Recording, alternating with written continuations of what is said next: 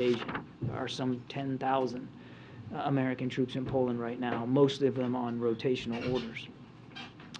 On Tuesday evening local time, President Biden will deliver remarks in Warsaw on how the United States has rallied the world to support the people of Ukraine and as they defend their freedom and democracy.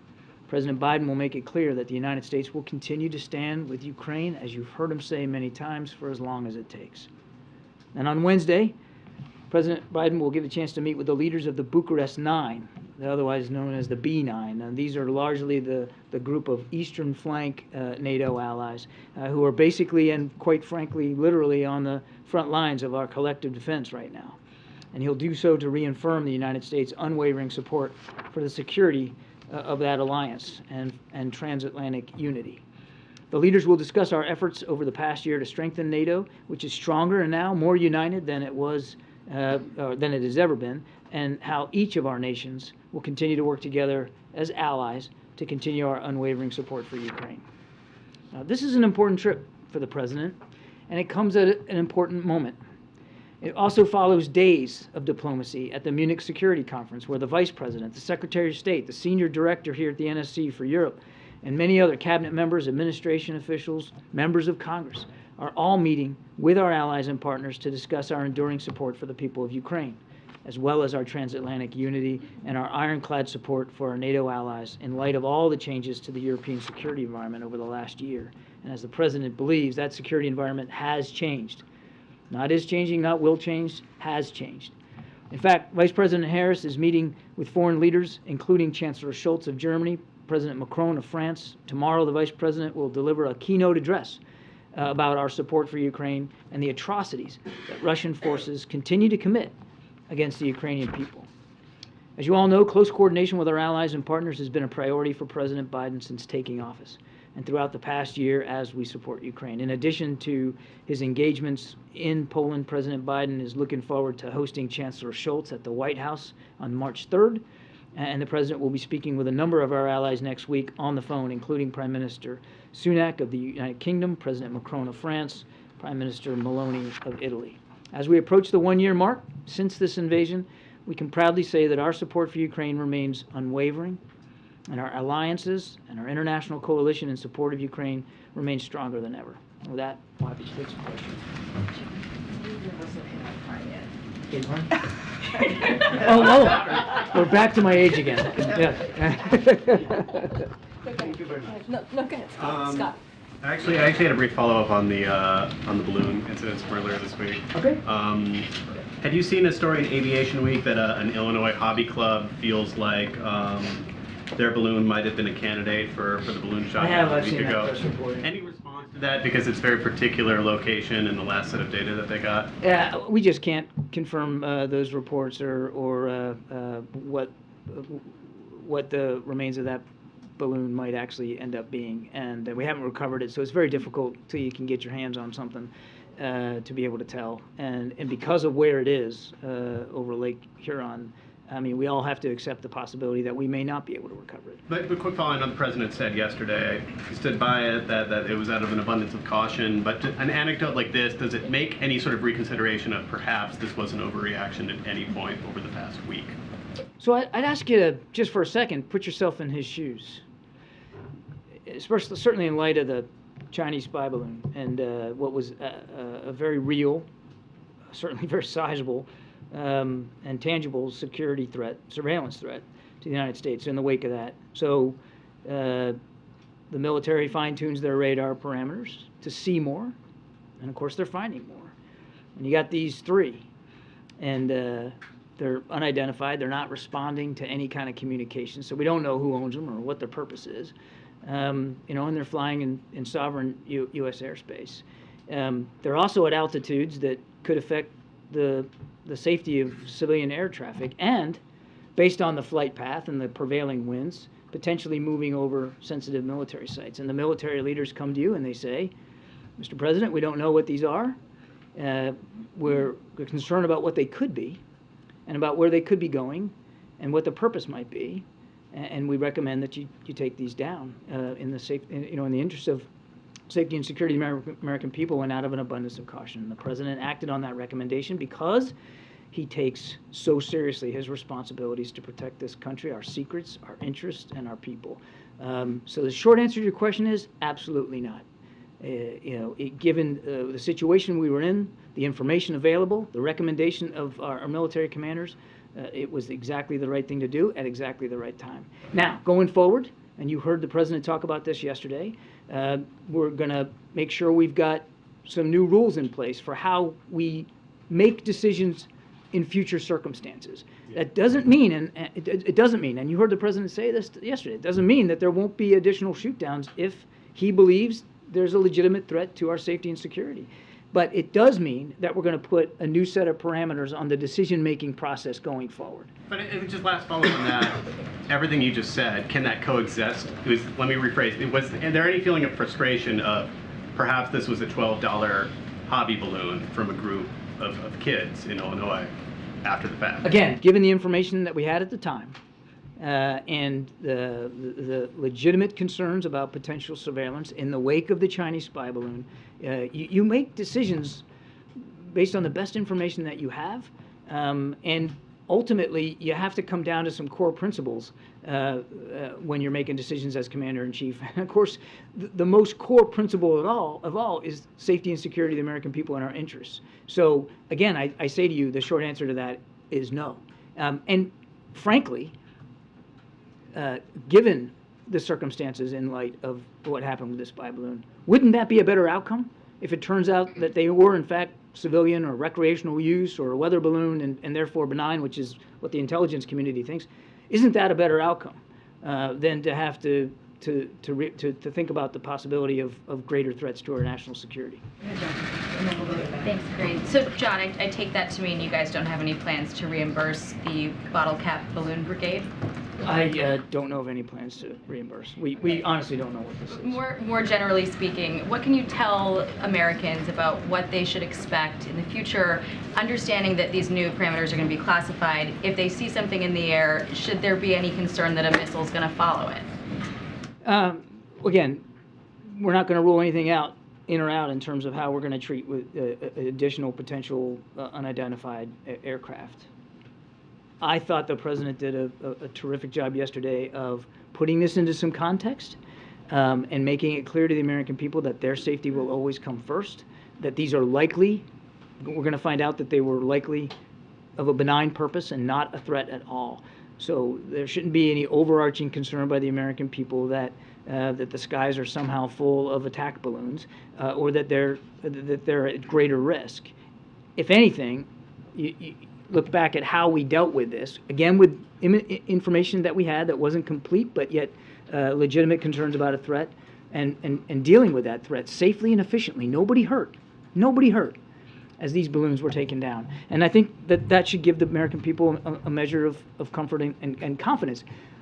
But the President wants to make sure that as we go forward, we do so smartly and we do so effectively. And that's why he wants a set of new rules determined so that we can now deal with these in a perhaps a different way, go in the future. While we have you here, what can you tell us about this ISIS raid in Syria? Yeah, so I think you saw Central Command put a statement out that last night U.S. military and SDF partnered forces conducted a helicopter raid against an ISIS senior leader, a man named Hamza al-Hamzi.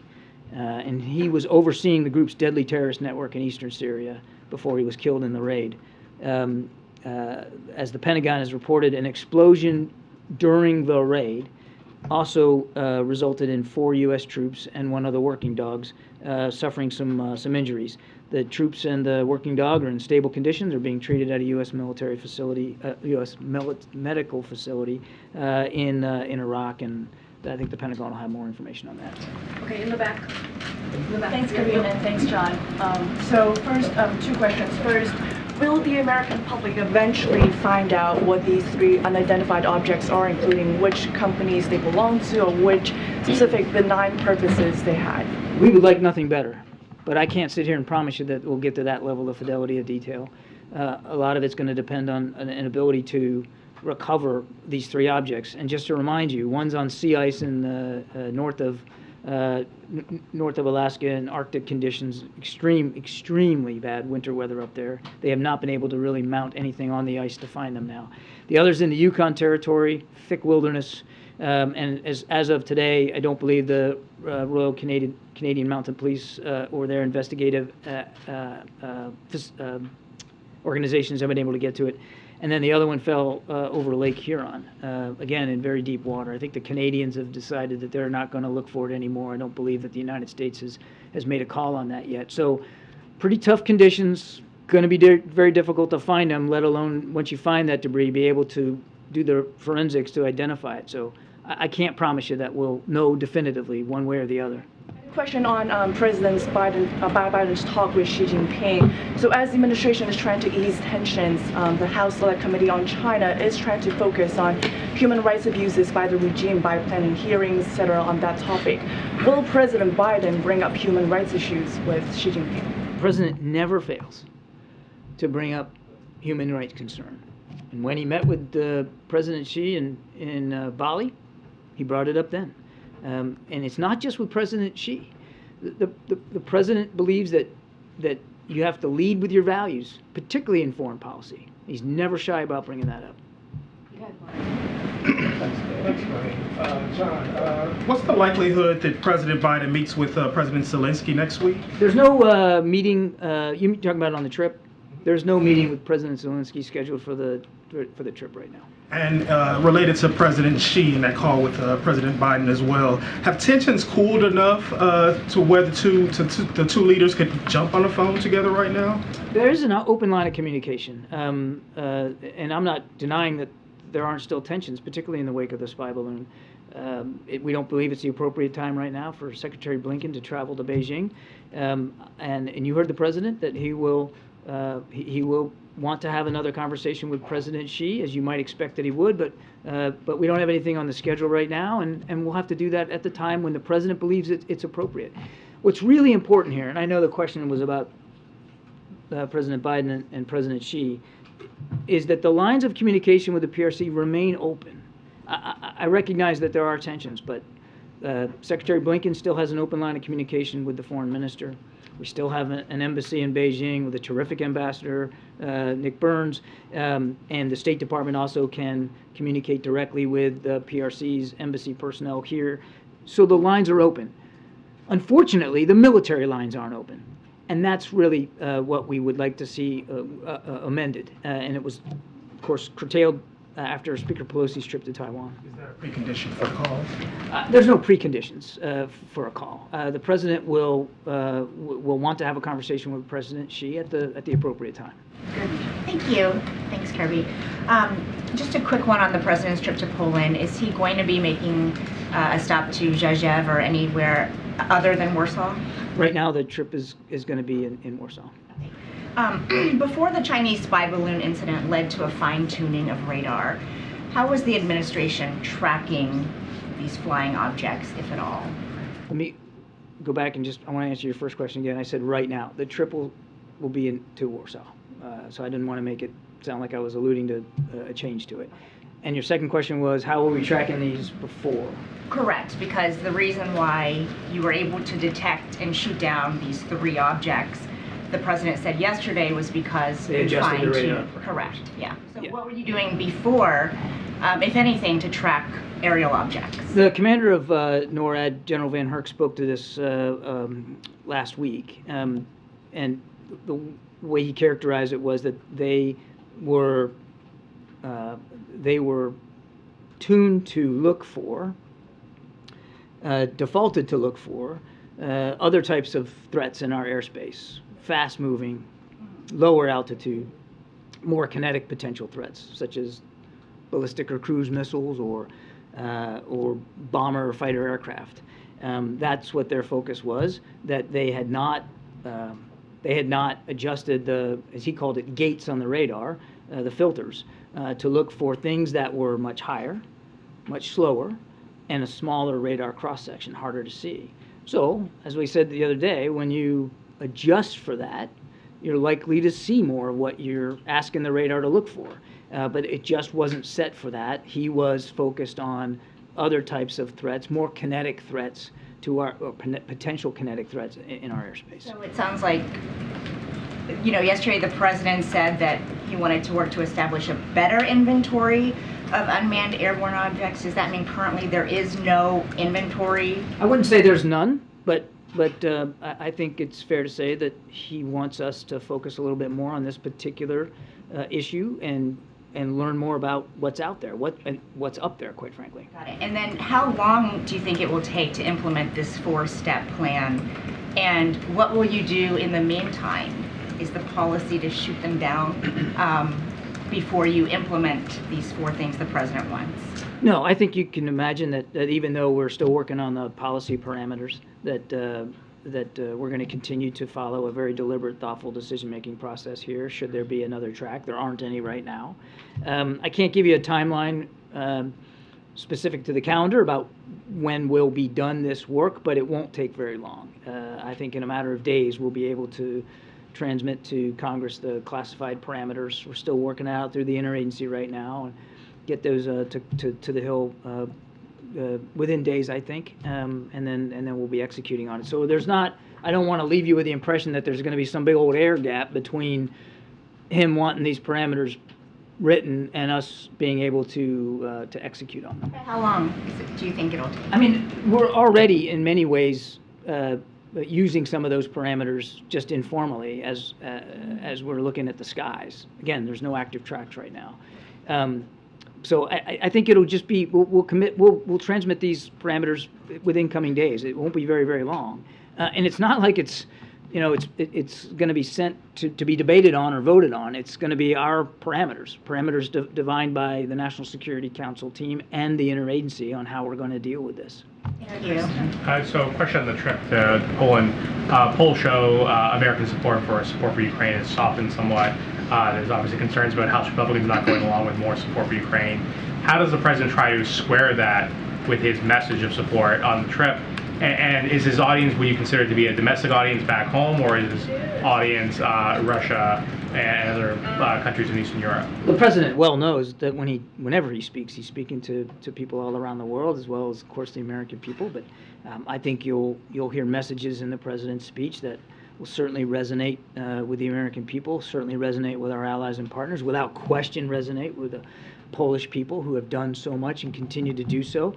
And I would suspect that you'll hear him messaging Mr. Putin as well as the Russian people. Now, I want to go back to your first question. Is it almost assumes as if support's going to wane or waver or dwindle, and that's just not how the president sees it.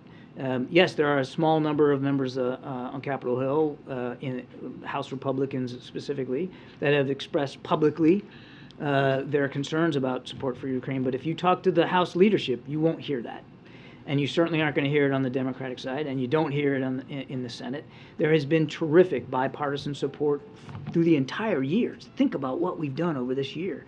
All of it has been done in the full consultation and coordination with Congress. There's no such thing as a blank check.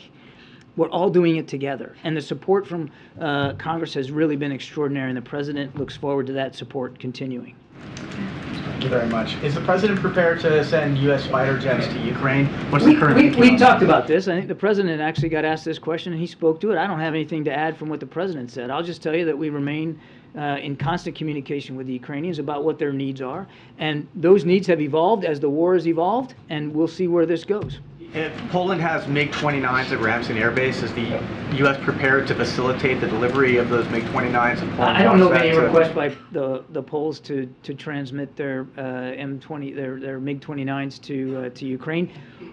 We have never dictated to another partner what they can or can't give, or on what timeline. And if one of our allies and partners wants to provide fighter aircraft to President Zelensky, that's certainly a sovereign decision that they have every right to make, and we would welcome that. My last follow-up on this, there's $100 million in the appropriations bill in July to train Ukrainian pilots on U.S. aircraft. What's the status of that training? There's no training underway right now because there's no commitment by the United States to provide fighter aircraft. But you don't have to have a fighter aircraft to do the training. There's no training underway right now, but fighter pilots. Thank you, Karine. On President Biden's trip to Poland, can we expect any deliverables during this trip, like a new military package for Ukraine or a new framework of support for Ukraine? And another one, you just mentioned at the beginning of this press briefing that there are 10,000 U.S. troops in Poland. Why there's no meeting with the troops on President Biden's schedule? The president routinely visits with the men and women of the military and their families. So does the First Lady. You can't look at a single set of remarks he ever gives, including yesterday, where he doesn't call out the troops and how prideful he is in them. This particular trip is a short one, and it's going to be focused on events in Warsaw. You never want to make it about you when you're up here, but as a veteran myself, I can promise you I never worried, ever, when he was vice president or certainly as president, about his concern for the welfare of the men and women in uniform and their families. Not a single bit. And what about the first question? I was trying to ignore the first question. I thought that if I was eloquent on my second answer, so I'm not going to get at the president. I think you can understand that. We have been consistent in rolling out additional security assistance packages to Ukraine on a fairly routine and regular basis, and that will continue. I'm not going to get ahead of the president's remarks. After you've spoken with other allies, sorry. I will say that I think you'll hear from the president in his speech continued tangible support for Ukraine going forward. I mean, he will talk about the ways in which we're going to continue to support Ukraine going forward. So on the balloon question, so you reached out to allies, told them that you believe that these balloons have been sighted over dozens of countries. 40 to 50. 40 to 50. Have you asked other countries to take action against those balloons, and have you seen an increase or decrease in the sightings and the activity since this all became public? No, the purpose was not to ask them to take action one way or another. These are, again, sovereign decisions that nations have to make. It was about informing them of the context, the forensics that we did to learn more about this program and the ways in which their countries may have been overflown in the past. And then just following up on Mark's question, Zelensky today spoke at the Munich Security Conference, and he asked the West, urgently appealed to the West to provide more, bigger, heavier weapons more quickly because everyone fears the offensive that is expected. So, what do you say to Zelensky? What will Harris say when she, You can't hardly blame him, can you? I mean, 1 year on, how many millions flown into refuge inside and outside the country? How many soldiers killed? How many towns and cities destroyed? How many hospitals and schools bombed? Can't blame President Zelensky for wanting more, heavier, faster. I mean, he's a commander-in-chief in a time of war, a war he didn't ask for, and certainly there was no justification for it. And we understand that. We also understand the clock, and we know that that time is critical here, particularly the time in the wintertime now, when the fighting is not quite as widespread across the country. There's quite a bit of vicious fighting in and around Bakhmut. In fact, I'd like to talk about Bakhmut in a second, even though you didn't ask about it.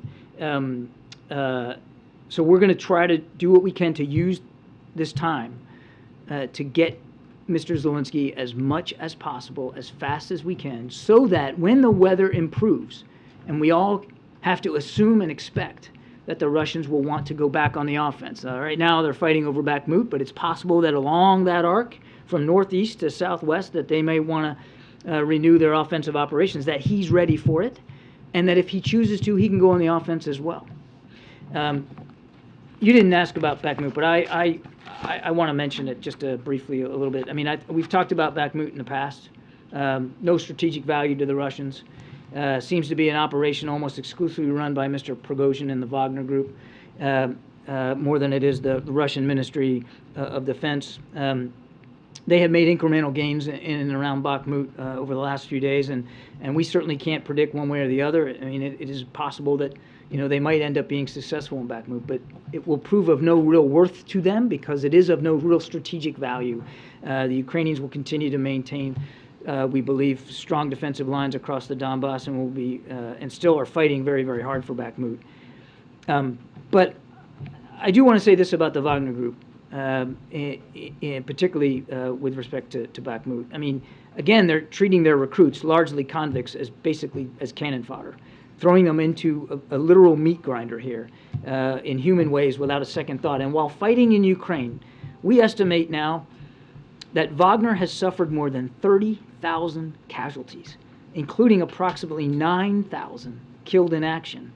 About half of those who were killed, Wagner folks, contractors who were killed since mid-December. So think about that. 2.5 months, 9,000 killed, as the fighting in Bakhmut has intensified. Based on previous intelligence, we estimated that about 90% of those killed in the December fighting alone, just in December, were convicts. Men that he just plucked out of prisons and threw on the battlefield with no training, no equipping, no organizational command, just throw them into the fight. 90% killed were convicts. We believe that Wagner continues to rely heavily on these convicts in the Bakhmut fighting, and that doesn't show any signs of abating. I know you didn't ask that question, but I wanted to get that out there. Yeah, thank you. Does it remain the case that no companies, institutions, or other entities have come forward to the federal government to claim possible ownership of the 3 objects that were shot down? As far as I know, it is true that no one has come forward to claim ownership. Okay, and so that Illinois group, they've not come forward? I'm not aware of any formal process or official process on behalf of that group to come forward. We've seen the press reports. Yeah. Have you identified any possible entities that could be responsible for these? Not that I'm aware of, no. So you have no possible leads on where these objects might have come from? We don't, sir. And I think it'll be very difficult to make some sort of positive identification unless you can get to the debris, and even that could be a difficult process. On the debris, I mean, there's no way to identify it without looking at the I mean, debris. unless an organization comes forward and knows definitively that it was their property, but I mean, even that might be difficult for that entity to know. Is the government going to try to reach out to this Illinois amateur? I know of no outreach to that group. We don't have the debris. There's no way to positively identify it. Thanks. Yeah. Thank you. One quick question regarding the Chinese balloon. Can you tell us what's been determined from the wreckage that was found from that particular balloon? No, I can't, because we're not done doing the analyzing. They did finish their recovery operations off the Carolina coast. They got almost all, at least that which was recoverable, and it's quite a bit. It's a significant amount, including the payload structure as well as some of the electronics and the optics. And all that's now at the FBI laboratory in Quantico. They're analyzing it, they're looking at it, and we need to let them do their work in a thoughtful, deliberate way. I want to caveat all this by saying there may be some things we will not be able to disclose, and I think you can understand why that is. But we're going to exploit this material as best we can. We learned our lot already from the balloon by surveilling it while it was flying over the country. We're going to learn even more, we believe, by getting a look at the guts inside it and see how it worked and what it was capable of. What about the information the Chinese was able to learn about the U.S. based on that surveillance? Again, we'll have to get inside it and do the best we can on the forensics of it. That said, we do not believe that they were able to get anything additive to what already they were able to get through other sources, because we could predict its flight path along that jet stream over the continent. Because it was moving slow, we were able to put in place protocols at sensitive military sites in the country, particularly in the Midwest, to limit any collection ability. So we don't believe that the balloon was able to collect anything of great significance, certainly nothing additive to what the Chinese may have already been able to do through other means. Thanks, Karine. John, a year ago in Poland, the president said that Vladimir Putin shouldn't remain in power. We were later told that this wasn't a call for regime change. Given that we're now 1 year on, the war has dragged on this time, is there any change in the US approach? Do you think removing Vladimir Putin from power in Moscow would help bring an end to this war? There's no change in our policy with respect to the Russian government. What could end the war is real simple. I mean, it ain't hard. All he's got to do is take his troops out of Ukraine. They don't belong there anyway. Pull them out. The war would be over. Thank you very much, Karine, and thank you, Admiral. 2 questions about this whole series of military shoot-downs.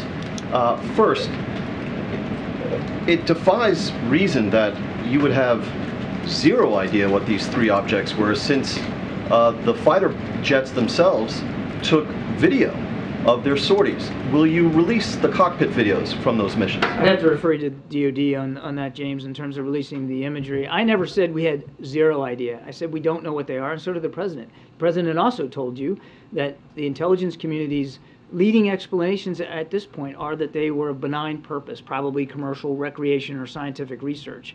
But we may not be able to go to 100% certainty on that unless or until we can get to the debris and analyze it. And as I said earlier, that task alone is going to be very difficult. And I can't predict with certainty that we're actually going to be able to get recover the debris. But we never said we had no idea. We can't prove definitively. The intelligence community has helped us try to do some analysis on this, and that's their leading explanation. So you have tried to portray this entire sequence of events as one in which the commander-in-chief demonstrated good judgment at the right time and did the right things. The president's critics obviously see it differently. And what they depict is a commander-in-chief who, according to the Washington Post reporting, was able to track this Chinese spy balloon from the inception of its mission off of Hainan Island all the way to U.S. airspace and across the country. And eventually that was shot down after the Chinese had a good look at whatever they wanted to see with that balloon, and who then presided over a series of missions in which millions and millions of dollars were spent and missiles were fired at objects that you now concede most likely were benign in nature. And that suggests a commander-in-chief who overreacted after allowing the Chinese spy balloon to do what it did, and then went trigger happy on a bunch of kites and balloons that had no military threat to them. What do you say to that depiction of events? I've already reacted to that exact criticism in the first question of the briefing. I've already reacted to it. No Americans in the air were hurt. No Americans on the air in the ground were hurt. James, no significant surveillance achieved by the Chinese spy balloon. And now we have an opportunity to learn even more about this program, a program that we started to really study in earnest when we came into office. No apologies here. You make the best decisions you can with the information you have, and at the recommendation of the leaders in the Defense Department who are going to have to execute on that mission. The President did exactly that. He put the safety and security of the American people first, and he will never apologize for that. Knowing everything you know now, knowing everything he knows now, would he take the exact same steps and shoot off these expensive missiles at these benign objects? We're going to put some more policy parameters in place, James, to govern the way we handle these going forward.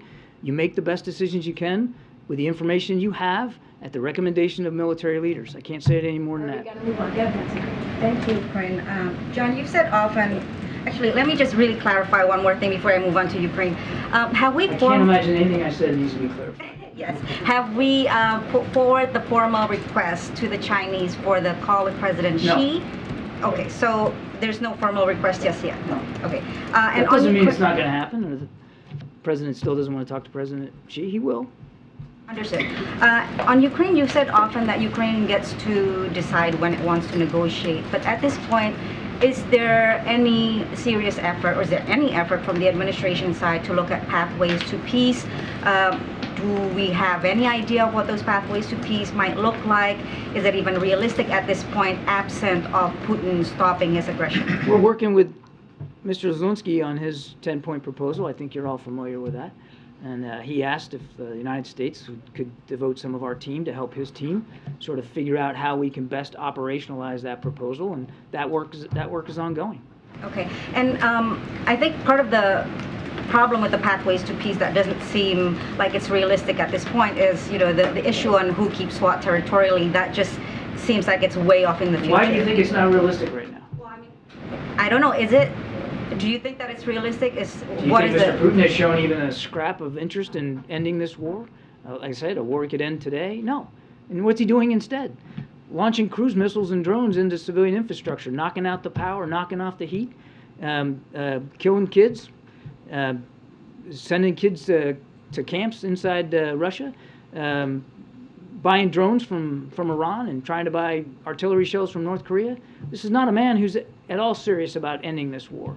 And quite frankly, it shouldn't have to end through negotiations. Now, that's likely the way this will go when President Zelensky's ready for it, but he could end it now just by pulling his troops out. He has shown no indication of being willing to do that, and so there cannot be a serious peace proposal or negotiation until the Russians have shown even a scrap of interest in actually stopping the murder and the slaughter of innocent Ukrainian people. And in the meantime, as President Zelensky very eloquently said over in Munich, there's a need, a real need, an urgent need for the rest of the global community to come together and support him so that his troops can succeed on the battlefield. And that's what we're going to stay focused on right now. Okay. So that if and when he does negotiate, he can do it with a position of strength.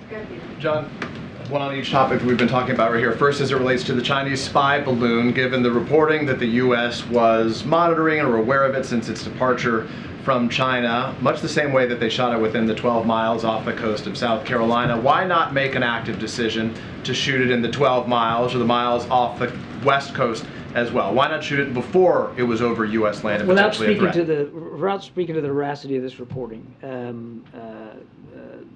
I would, and the specific nature of our ability to track it, the NORTHCOM commander, NORAD commander, General Van Herk has already spoken to this in terms of why he didn't take action at the time. Wasn't he speaking to when it was over the United States? No, he was speaking to, he got asked specifically about approaching Alaska and why he didn't take action, and he talked about no hostile intent, no hostile threat, and concern for lives and livelihood on the ground. Do we have a domain awareness gap? He has identified a domain awareness gap. That's as part of this review that's taking place in some So form. it's not a review. We're simply developing. Part of this effort. We are developing new policy parameters that are going to be helping us with the decision-making process, Peter. Now, General Van Herk talked about a domain awareness gap. Some of that gap has been addressed by fine-tuning the radars and making them more sensitive to things that are high, slow, and small. And we'll certainly continue to work with the Defense Department as they begin to move forward. They got a new budget they're working on. If there needs to be more resources applied to this particular challenge, then that's certainly a conversation worth having. Then lastly, about the trip. In late January, the administration announced dozens of Bradleys would be sent to Ukraine. Any update? Those obviously needed to be built. Any update on the timetable within which those will be delivered to Ukraine? I think you're getting a little confused. The Abrams tanks are being procured through. Correct. I meant to say Abrams. Yes, correct. They are. I don't know where they are in the procurement process. That's a better question for the Defense Department. I'd refer you to those guys. But it's going to be many months before they can be contracted for, built, and procured, and getting them into Ukrainian hands. It's going to be a while. Good, Ariel. Thank you. When the president says he's going to support Ukraine as long as it takes, does it mean that if President Zelensky decides to launch a battle to retake Crimea, the president would support him as well? And another question, can you confirm that the top Pentagon official has arrived in Taiwan for a visit? On the first question, I'm not going to get into a hypothetical. I'm certainly not going to hypothesize about potential future operations that the Ukrainians might or might not conduct. That's up to President Zelensky and his team. When President Biden says as long as it takes, he means as long as it takes. He's not trying to be cute by half. There's no special way to interpret that. He means as long as it takes. Hopefully it won't take any longer than another day or so. But I think we all know that's not the case. So when he says it, he means it. And I think all you got to do is look back at the last year, at the unprecedented amount of assistance, security assistance alone. Forget about just the financial and humanitarian assistance that the United States has not only provided but led the world in providing. So he stands by that. And I can't confirm your other question. You'd have to talk to my colleagues at the Defense Department. I don't have detail on the schedule. Are you able to provide any update on whether there are discussions of other Western leaders coming to Poland while President Biden is there? There have been grumblings that Rishi Sunak could come. Grumblings? Or Macron. That's the best word I can come up with. Grumblings that what? Grumblings that Rishi Sunak, Macron could come to Poland while the president is there next week. Yeah, I don't know of any plans. That you'd have to talk to their offices about their travel. As I said, he does look forward to meeting with the B9, the Bucharest 9 leaders. So there will be leaders from the eastern flank countries of NATO coming to Warsaw to meet with the president, with President Duda. I do not know about, I don't know about anybody others. And then just one follow-up. I did say in my opening statement that he will reach out to Prime Minister Sunak, he will reach out to Prime Minister Meloni of Italy, and he'll talk to President Macron of France next week. He's anticipating conversations with them next week. Okay, thank you. And then does the White House have any sense of when it will need to go back to Congress and ask for another security assistance package for Ukraine? No, I mean, again, hopefully we won't need to, but we'll certainly be prepared to. We are still executing, in the early phases of executing on the appropriated funds we got at the end of the last Congress, which was some $42 billion. Much of that was devoted to security assistance, and as you can see, we've already started sending packages. And we believe that this funding will get us through much of this year, and I just don't have a date certain where I would tell you we'd have to go back. But obviously, if we feel like we need to, back to the President's comments about as long as it takes, we'll do that, and we'll do that at the appropriate time, well in advance of the expiration of any existing funds. Natalie? Priscilla. Priscilla. Yes. Well, welcome Well, to you got close. Thank you. No, not close at all. I was trying to be nice. Well, welcome to the freedom. Thank you. On next week's visit, are there plans for President Biden to cross into Ukraine? No. And then on the balloons, the protocols and the way they've been adjusted now and how the parameters will be adjusted in the future, does that give the administration confidence that objects that are benign in nature won't be shot down? What I can tell you is these parameters will help us sharpen the decision-making process now that we are looking for more and finding more. And you think, then that's appropriate. But I'd also point you back to what the President said. If he deems something as a threat, he's not going to hesitate. So you're asking me, can I promise that that if you were to take that action, that every single thing would turn out to be exactly what we thought it would be? I can't promise that. All I can promise you is that he will always act in the best interest of the American people, our national security interests, the ability to protect our sensitive military sites and our nation's secrets. That will always come first. And that will always be the default position that he'll take as he makes these decisions. So that doesn't rule out that objects that are benign. You're asking a hypothetical. I mean, we're not even there yet. All I can tell you is that every decision he'll make going forward will certainly be in keeping with these new parameters, but also designed to keep us safe. Thank you. Sorry it takes so long. Are you kidding me? We appreciate it. All right. We appreciate it. Thank you. Thank you so much, Admiral. Have a great weekend. Okay, I just have a couple things at the top. One of them, I'll start off with the Turkey, Syria, and the assistance that we are providing currently after the devastating earthquake. So the U.S., through USAID, is airlifting more than $2.5 million worth of emergency relief supplies to the people of Turkey. As part of the $85 million in assistance, we have pledged to support the people of Turkey and Syria following, again, the devastating February 6 earthquakes. Today, U.S. Ambassador to Turkey, Jeff Flake, met the arrival of the initial delivery of these supplies at Adana Airport while the supplies were loaded onto trucks for delivery to affected communities. Secretary Blinken has also announced travel to Turkey over the weekend. Over the coming days, USAID will continue to transport relief supplies on approximately 10 flights with more than 1.8 million pounds of supplies of kitchen sets, hygiene kits, heavy-duty plastic sheeting for temporary shelters, and high thermal blankets to provide for hundreds of thousands of people. In Syria, we must keep aid flowing so that the Syrian people get the help they so desperately need. The decisions earlier this week to open 2 additional border crossings for UN convoys is welcome, but long overdue, and we must ensure that they cannot be turned off on a whim. We believe that a Security Council resolution codifying the opening of additional border checkpoints in Security Council resolution is the best way to do that, and will continue pressing that forward. I also want to say a few words about Senator Fetterman, and before we continue, millions of Americans, as you all know, go untreated with depression every day. Senator Fetterman did the right thing and brave thing today or just this week by getting the help that he definitely needs. So the president is committed to making sure every American can get help they need too, which is why he made addressing mental health a priority from his earliest days as president. His administration has made unprecedented investments in expanding access to mental health services, including better incorporating mental health into the broader health care system, securing bipartisan funding to get more mental health resources to schools, and bolstering the 988 suicide hotline. In his State of the Union speech just last week, the president continued to call for Republicans and Democrats to work together to get this done. As the president and First Lady shared this morning, they are thinking about John, Giselle, and their entire Fetterman family today, and they are grateful to Senator Fetterman for being an example to this.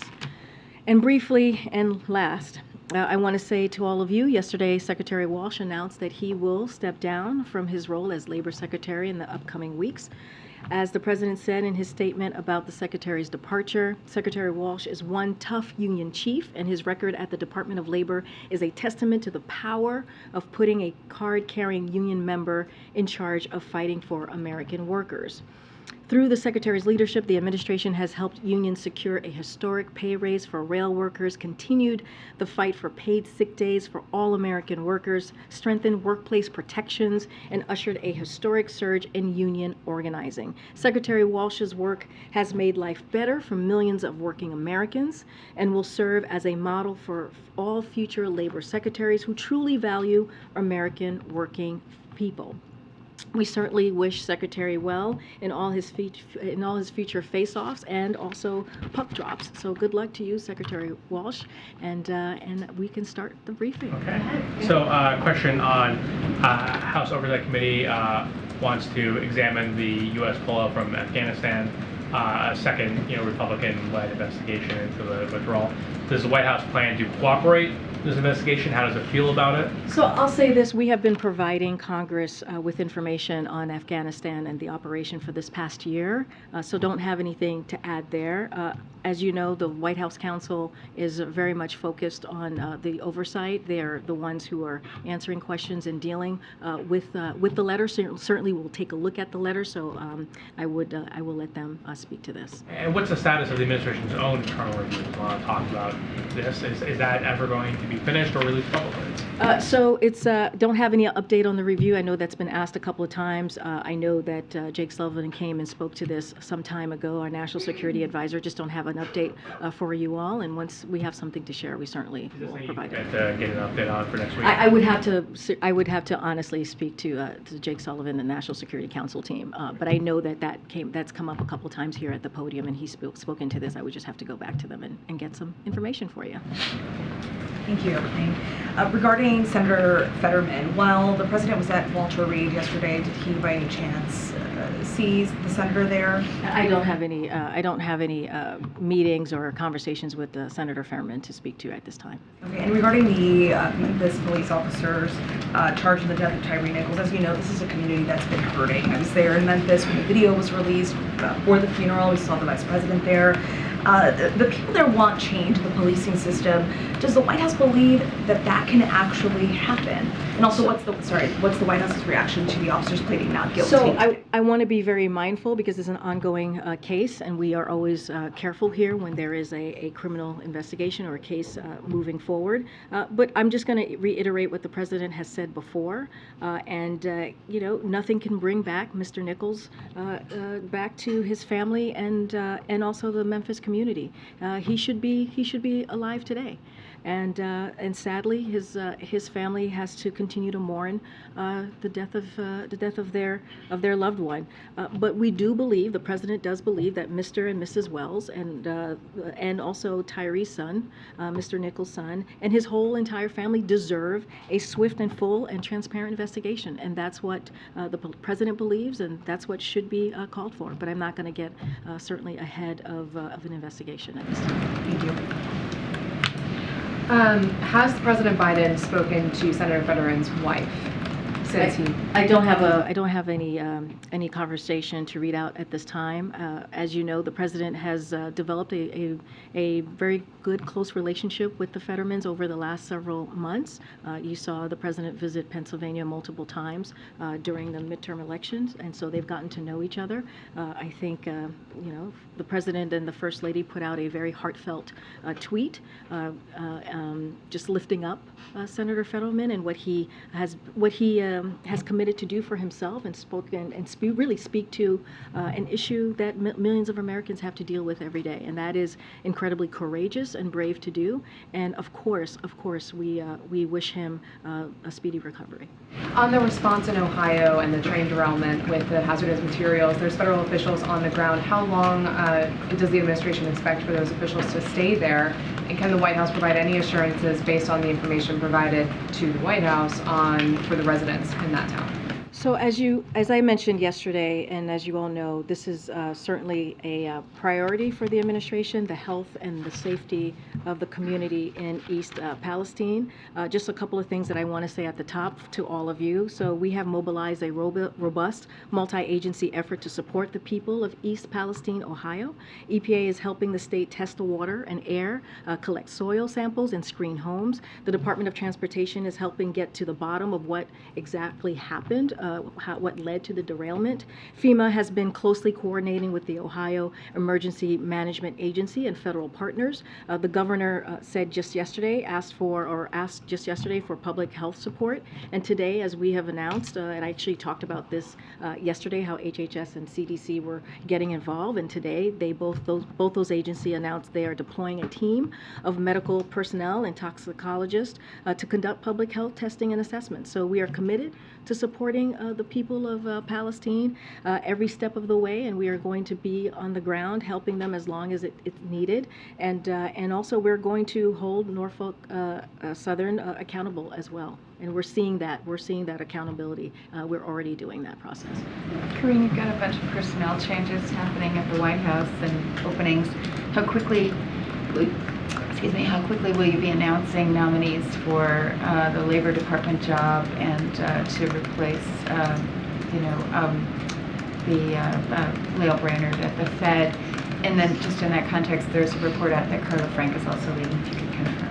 Say the last part. Frank is leaving as a political. Okay. Don't have any personnel announcements to make at this time. I can say to you that under the Department of Labor statute, Julie Su will serve as an acting secretary, which is common.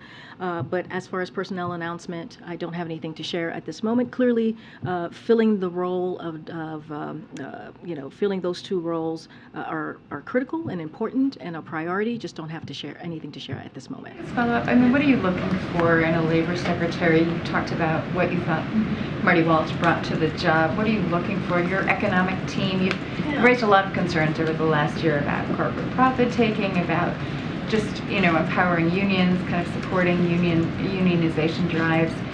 Are you looking for a strong labor leader, and is that something that you also would like to see in the next person to go to the Fed? Yeah, I think that's both very good questions. I'm going to leave that to the president to decide what it is that he's looking for in those two key critical positions. No one's going to replace Marty Walsh. He was one of a kind, as I just laid out, and incredibly effective. And we are very, very thankful for his service and wish him well. So don't want to say that's what we're going to be looking for, but also that's for the president to decide. As far as the president's economic plan or how he sees the economy moving forward, you kind of see that, what he's been able to lay out these last 2 years. And certainly he wants to continue to build on that, continue to build on growing the economy from the bottom up, middle out. I'm not going to get into too many details there. As you know, it's the Federal Reserve, so we're always trying to be really mindful there. But as soon as the president has decided who's going to be next to fill those two positions, certainly we will share that. Thanks, Karine. To follow up on that, both the CBC and KPAC have endorsed Julie Su to officially become the next labor secretary, in part because, quote, the inclusion of an AANHPI as a cabinet secretary is long overdue. Is she on the president's shortlist? So not going to get into who's on the president's short list or not, but I do want to address the fact that we recognize that it is a priority for the AAPI community, and we are proud that through our work with members of Congress and stakeholders, we've made the most diverse administration that ever, not even in modern politics, but ever. And and we believe we have, and it's facts, we believe we have a historic number of AAPI appointees at the level, including 3 in cabinet, all of whom are women, which is Vice President Harris, as you know, Ty as well. And so we have a number of AAPI ambassadors like Michelle Kwan and Chris Liu, and it's also about 14% of our appointees identify as Asian American, Native Hawaiian, or Pacific Islander. So this is a president that has made a priority to make sure that he has an administration that looks like the country, and that is incredibly diverse and historically diverse. So that is a commitment that he's going to continue to make. I'm just not going to get ahead of the president's decision at this time. And then switching topics on a topic that you brought up with John Kirby earlier, when you said that neither you or he have hit your prime yet. Does the president have anything to say about this national conversation that was sparked after a claim that was seemingly made in defense of the president that Nikki Haley is not in her prime because women hit their prime in their 20s, 30s, and 40s?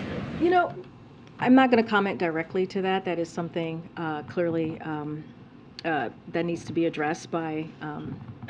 Right, I only bring it up because you No, brought it up. I'm going to say something. Just give me a second. I have something to say. When you look at this president's administration, and we have talked about the numbers before, there are more women in his senior advisor and his senior staff role than men. And I think when you think about that, you see a president that truly takes pride and takes deep consideration into making sure, and meaningful consideration into making sure there are diverse voices around him, and I think that's important. And so what I want to say is just watch his actions, watch what he's done. You just asked me about Julie Su, and I laid out what the president has done in having the most diverse administration. And so I think all you have to do is look at the numbers, look at the people around him, look what he's been able to do, look how he's lifted up different communities, including women, and I'm just going to leave it there. It is clearly, truly a priority for him, and I'll just leave it there. If I could ask you very quickly about that raid that took place in eastern Syria, just because John Kirby didn't get to it. Has the president been briefed on the circumstances? Has he had any conversations with those who were wounded? Any more detail about his relationship to that event? So the president has been briefed. I don't have anything more to what John Kirby just laid out. I would refer you to the Department of Defense on any specifics on who's been wounded or any details, other details outside of what John Kirby laid out, but don't have anything else. Did the president sign off on that raid? Obviously, it was successful, as the DoD or the CENTCOM reported. Was the president a part of the decision-making before it took place? Again, I don't want to get into too much of specifics on this, but when it comes to situations like this, of course, the president is closely involved. Then can I ask you about the First Lady was supposed to travel to Indiana today. She didn't go because her office says that she's not feeling very well. Can you give us any better? Yeah, it's not so COVID. Is she okay? What's the I going can on? say from here that it's not COVID. She is under the weather, and I'll leave it there. But is recuperating. I'm not her doctor, so I'm not going to go into specifics on what it is. But I can say that she is indeed under the weather. It is not COVID, and her trip to Indiana that was supposed to happen today will be rescheduled at a later date. And I'll leave it there. Okay. Obviously, we hope she gets well soon. The last question yes, we should. is about Rick Scott. As you saw, he edited his policy plan on sunsetting federal programs after 5 years to say it now exempts Social Security and Medicare. He says to the president, to Democratic and Republican leaders, that it was never intended to refer to Social Security and Medicare. And the White House's view, does that end this conversation? Is the discussion over this issue done? What do you think? So I thought you would ask this question, so I have a couple of things to say to the senator. So I'll first say this, that the President congratulates Senator Scott on joining the post-State of the Union red wave, as we have seen from Republicans, acknowledging that they are, in fact, been attempting to put Medicare and Social Security on the chopping block, because that's what they are actually saying, that they were indeed attempting to do that. So for the past year, and we have the facts, the past year he has explained the absence of an exception by saying, if it's worth keeping, we're going to keep it. But make no mistake, his true colors are undeniable and on the record. They have been speaking at both sides of their mouths here. That's what Republicans in the Senate and Congress more broadly have been doing. Cutting Medicaid and Social Security benefits is a long-standing passion of Senator Scott's, as it is for a majority of the House Republicans who comprise the Republican Study Committee and many of his Senate colleagues, ranging from John Thune and to Ron Johnson. And so, for example, in 1990s, Senator Scott supported fully privatizing Medicare, and let's not forget, just weeks ago, they all said and were saying that they wanted to repeal the Inflation Reduction Act. By doing that, you certainly it would be one of the biggest cut to Medicare benefits if you were to do that. And let's not forget, the Inflation Reduction Act actually cuts down the deficit by $200 billion. So we thank Senator Scott for continuing to share his heart with the world. And we, with that, I'll just leave it there. I'm going to go to the back a little bit here. Yes. Thank you, Karine. I wanted to ask about the situation in Ohio.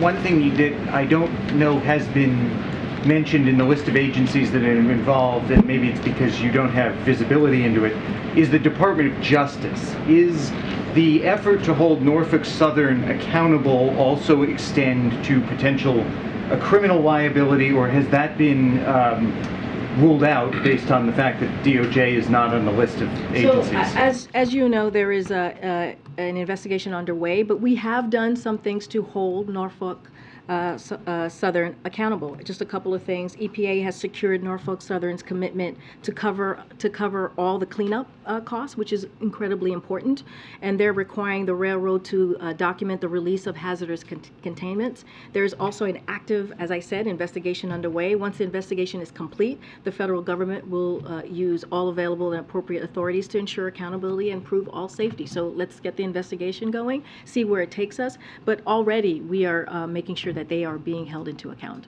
On the balloons and the objects, sort of more of a domestic question, does this review or the effort to come up with this guidance and the intelligence regarding future shoot-down protocols, is there anything that extends to the FAA regarding who may be required to file a flight plan, or anything sort of for the public that people who may have small aircraft may need to do going forward? It's a very good question. I'm just going to allow the process to continue, and as soon as we have parameters put forth, we certainly will share what we're able to. Some of that stuff is going to be, some of the information that will be provided by this interagency team will be classified, and we want to make sure that we protect that. And so I'm just going to let the team do its work, and we'll provide more information as soon as we have it.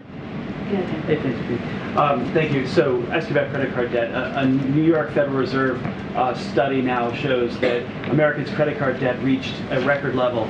It also shows that delinquencies are up with that credit card debt, as well as delinquencies on auto loans. Is the president concerned that we're seeing a crack in the economic foundation because of inflation?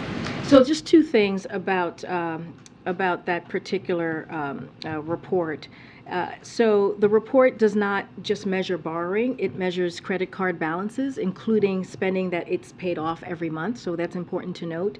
And also further, credit card balances relative to take-home pay are lower than they were pre-pandemic. So those are two things that are important to take to account. And let's not forget, as you know, Ed, there are other indicators that we also look at, which is really important. The household net worth is 23% above pre-pandemic level, 51% fewer Americans are entering bankruptcy bankruptcy than before the pandemic. Mortgage, auto, and credit card delinquencies are below pre-pandemic levels.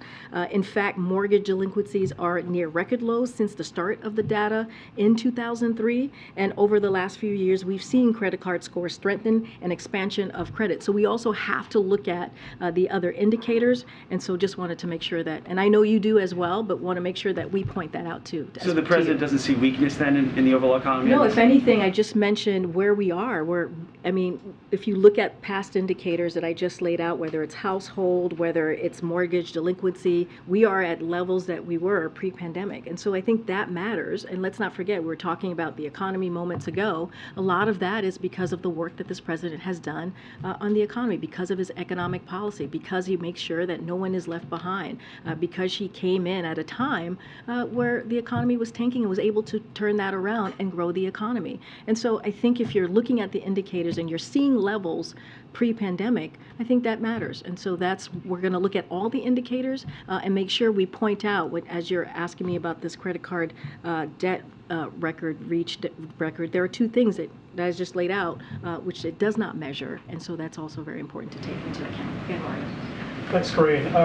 Speaking of the economy, the Congressional Hispanic Caucus today sent a letter to the president urging him to appoint a Hispanic American to fill the vacancy left by Fed Vice Chair Lael Brainerd. Is that something he's considering? Do we have a timetable yet as to when he'll nominate someone? Yeah, my answer is going to be similar to what I gave Andrea, which is I'm not going to get ahead of the president on this at this moment. Clearly, it's an important vacancy that the president is going to make a priority to fill, but just not going to get ahead on what the criteria is going to be, who it's going to be, who's on the short list, not on the short list. I'm just going to let the president decide.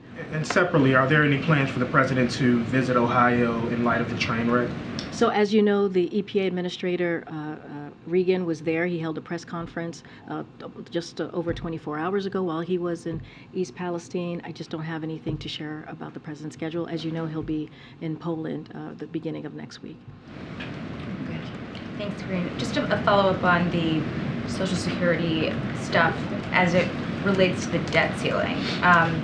Recently, HHS announced some proposed rates for Medicare Advantage that would result in a $3 billion reduction to the program.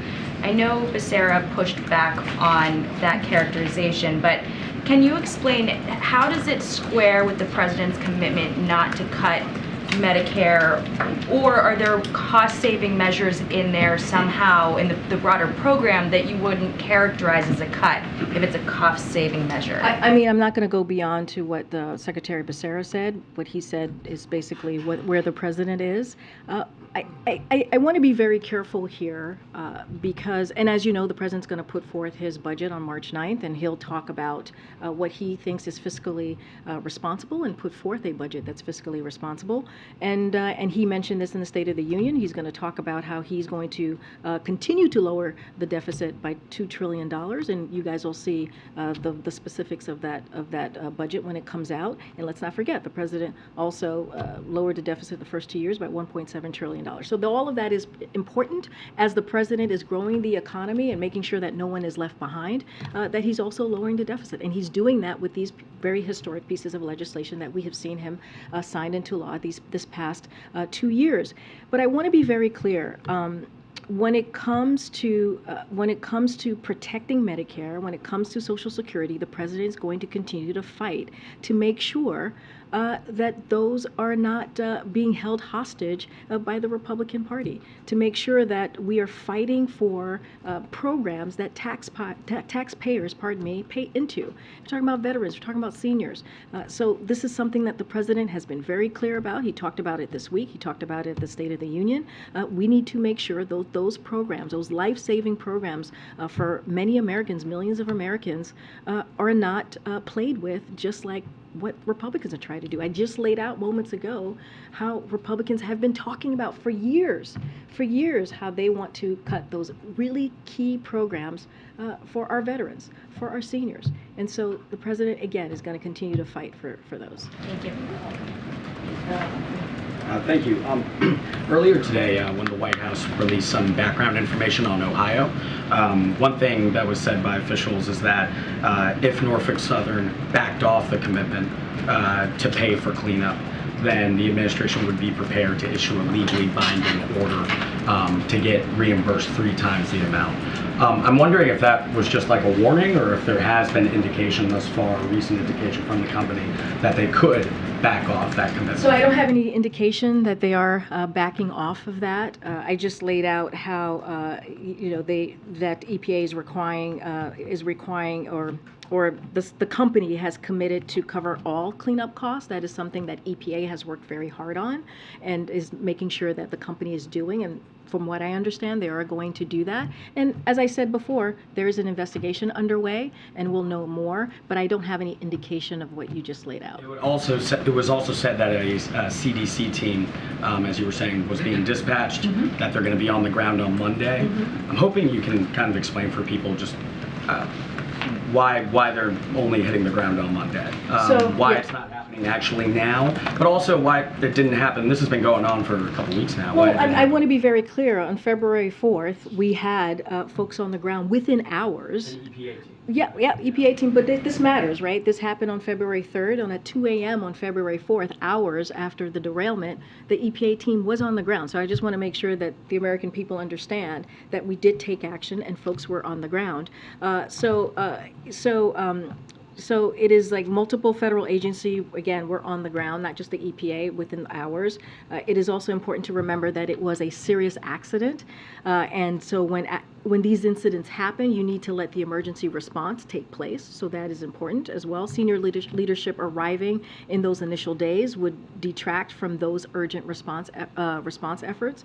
And when it was appropriate, the EPA administrator went, as you saw him yesterday, and additional agency officials, as you just mentioned, HHS, CDC, will be visiting soon. But the work is happening. We've been on the ground again since February 4th, hours after the derailment happened, and we are committed. We are committed. This is the federal government is committed to making sure that the community gets what it needs, and we'll be there on the ground for as long as it takes.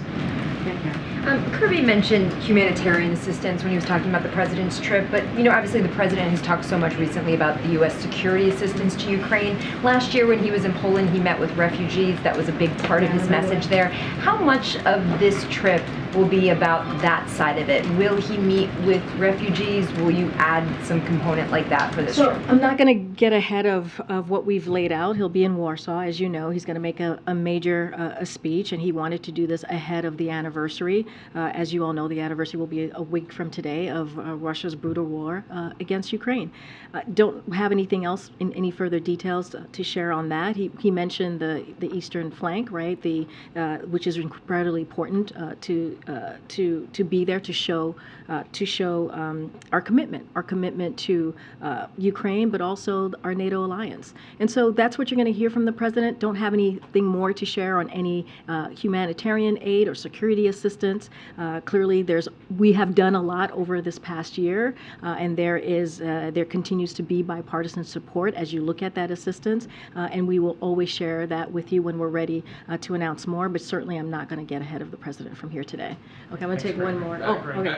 Oh gosh, I'll take one more. One more. Somebody hasn't called yet. Go ahead, Alex. I haven't called Alex in a while. Thank you, Karine. 31 Democrats joined with Republicans to vote against revisions to the D.C. crime bill, and now that heads to the Senate. And there could be, obviously because the margins are narrower, they could reject those revisions as well. I know this administration supports D.C. statehood and sovereignty. At the same time, what does it make of the debate over the revisions to the crime bill and just the issues with public safety in the nation's capital? So just because you mentioned the House Republican, I just have to say this on the record. It is yet another clear example of why, as you just mentioned, D.C. deserves statehood. That is something that the president has supported since his campaign and will continue to do so. As it relates to the D.C. crime bill itself, look, the president has never been clear that we must do more to reduce crime and save lives, and that's why he's taken those executive actions that he's done the last 2 years. He outlined, as you all know, the Safer America plan. The president believes that making our communities safer requires a couple of things: funding the police and promoting effective prosecution of crimes affecting families today, from gun crimes to carjackings to fentanyl trafficking, investing in crime prevention, including drug courts, mental health, substance use disorder services, homeless services, summer jobs, and mentoring for teenagers and young adults. And so all of these things, community violence interventions, and a fairer criminal justice system, that is something that the president is going to continue to push. The third and last thing I'll lay out is taking additional common sense steps on guns to keep dangerous firearms out of dangerous hands, including banning assault weapons ban, which is something that you heard the president talk about just last week. So look, the president has put forth a plan, a safer community, a Safer America plan, to make sure that our communities are indeed safe. He's taken actions the last 2 years, and he'll continue to do that. And so I'll just leave it there for now. Thanks, everybody. Thanks. See you next week. See some of you in Poland. Thank you.